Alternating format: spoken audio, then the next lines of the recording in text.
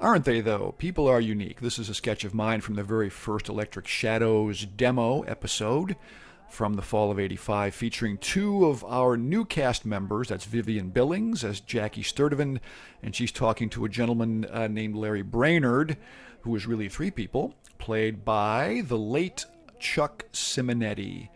And that's Chuck right there, the very affable and accepting, unfortunate character who is totally fine with living with the fact that he is this weird three-selfed person.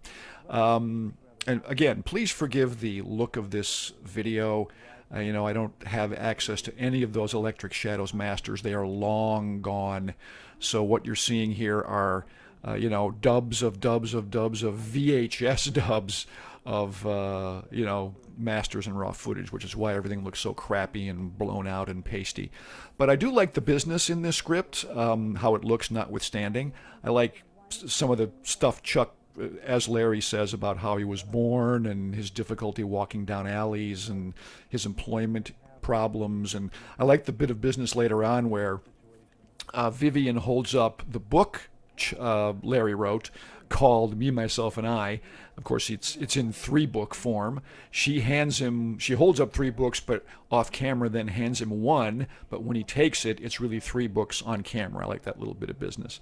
So these are two, as I said, two of our new cast members. We expanded our cast, added about 4 or 5 other people, new people, to complement Glenn, Les, Bruce, and I for these demos in order to help get this project sold as a home video entity or a syndicated entity. What we didn't anticipate was that our naturalistic, meaning Glenn, Les, Bruce, and my naturalistic sort of mumblecore performing chops that we had developed together on Yes, This Is Comedy at the Cox Cable project over the last 4.5 years was a little bit of a weird mix with the new cast's chops, because these folks were trained, professional and semi-professional theater actors. There's the 3 books.